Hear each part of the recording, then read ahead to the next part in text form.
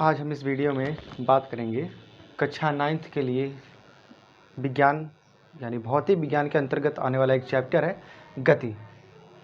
Class 9th के लिए है ये। भौतिक विज्ञान के अंतर्गत ये टॉपिक आता है, चैप्टर आता है, जिसका नाम है गति यानी मोशन। तो मोशन यानी गति है क्या, इसके बारे में इस चैप्टर में पूरा डिटेल्स मिलने वाला है। जैसे सबसे पहले गति क्या है। गति का मतलब होता है जैसे अगर कोई भी वस्तु किसी एक वस्तु के सापेक्ष उसके स्थिति में अगर परिवर्तन हो रहा हो समय के पश्चात, यानी समय पश्चात अगर स्थिति में परिवर्तन होता है, टाइम टू टाइम अगर उसका पोजीशन चेंज होता है समय के साथ किसी भी वस्तु के सापेक्ष, तो हम कहते हैं वह वस्तु गतिमान अवस्था में है, यानी गति कर रहा है। तो गति का मतलब सीधे सीधे उसके चलने से है, उसके पोजीशन के चेंज होने से है। तो इसमें जो सबसे पहले आता है वो गति की अवस्था ही आता है। सबसे जो पहला टॉपिक आता है इसमें, गति की अवस्था क्या है और विराम की अवस्था क्या है, state of rest and state of motion. तो जो गति की अवस्था है या विराम की अवस्था है, उस चीज़ को जानने से पहले हमें ये जानना पड़ेगा कि सबसे पहले स्टेशनरी पॉइंट जिसको कहते हैं, कोई अगर वस्तु जो सत्य एक तरह से कह सकते हैं अगर सच में वो बिल्कुल विराम अवस्था में हो, एक तरह से कह सकते हैं धरती पे हम खड़ा हैं, ग्राउंड पे खड़ा हैं, तो ग्राउंड पर कोई भी एक पोजीशन लिया जाए, भूमि पर कोई भी एक पोजीशन ले लिया जाए, स्थिति लिया जाए, तो हमेशा क्या मानेंगे, उसको हम रेस्ट में मानेंगे, विराम में मानेंगे। तो ऐसे वस्तु को कहते हैं स्टेशनरी यानी रुकी हुई वस्तु। तो अब उस रुकी हुई वस्तु के सापेक्ष ही हम किसी वस्तु के गति की अवस्था और विराम की अवस्था को जानेंगे।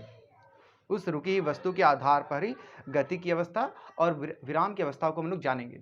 तो जो सबसे पहले इसमें लिखा गया गति की अवस्था, तो गति की अवस्था का तात्पर्य है अगर कोई वस्तु किसी दूसरे वस्तु या कह सकते हैं किसी विराम, जो हमेशा विराम अवस्था में रहने वाली कोई वस्तु हो, जिसको स्टेशनरी पॉइंट कहते हैं, यानी किसी बिंदु के सापेक्ष टाइम के हिसाब से समय के पश्चात, समय बीतने के साथ साथ अगर पोजीशन चेंज होता है, अवस्था चेंज होता है, स्थिति चेंज होता है, तो उसको कहते हैं गति की अवस्था।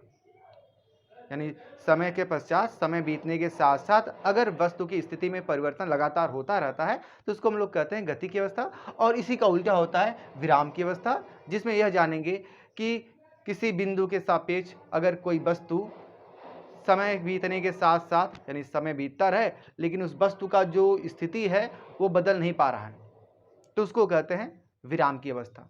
जैसे हम यहाँ पर खड़े हो गए कहीं पर एक जगह फिक्स्ड होकर, ठीक है, और बाहर कोई अगर एक हैंडपंप है या कोई पेड़ है, पेड़ को लगातार ऑब्जर्व किया जाए, देखा जाए, तो हम यहीं से खड़े होकर उस पेड़ को देखेंगे तो पेड़ कहीं नहीं जाने वाला है। तो एक हम स्थिर बिंदु हो गए और स्थिर बिंदु के सापेक्ष उस वस्तु को, उस पेड़ को देखा जा रहा है, समय बीतता रहेगा लेकिन पेड़ के पोजीशन में, स्थिति में कोई बदलाव नहीं हो रहा होगा, ठीक है। जब स्थिति नहीं बदल पा रही है तो इसका मतलब वो विराम की अवस्था में कहा जाएगा। और इसी का उल्टा अगर गतिमान की अवस्था होगा, कोई साइकिल से जा रहा हो, ठीक है, हम यहाँ से खड़े होकर उसको देखेंगे तो समय के साथ साथ उसकी स्थिति लगातार चेंज होती हुई दिखाई देगी, बदलती हुई दिखाई देगी, तो हम कहेंगे वह एक गतिमान अवस्था में है या गति की अवस्था में है। तो यह है गति की अवस्था और विराम का अवस्था।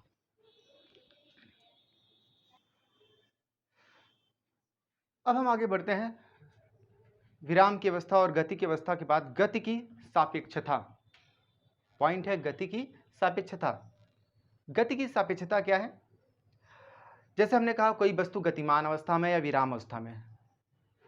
वास्तव में कोई वस्तु गति कर रहा है या विराम अवस्था में है, तो अगर हम उसको इस सापेक्षता के दृष्टि से देखें तो कोई गतिमान वस्तु भी विराम अवस्था की तरह दिखाई देगा, रुकी हुई दिखाई देगी, और जो रुकी वस्तु है वास्तव में वो चलने लगेगी।